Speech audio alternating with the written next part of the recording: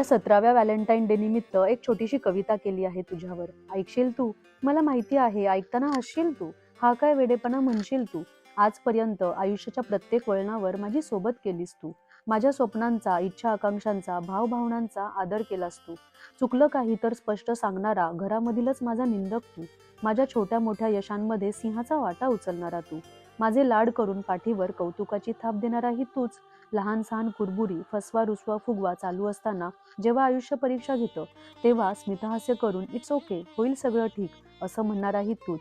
ज्याची सोबत असताना आयुष्य सहज सुंदर सोपं भासतं असा माझा आयुष्याचा साथीदार तू. मला माझ्याहीपेक्षा चांगलं ओळखणारा तू.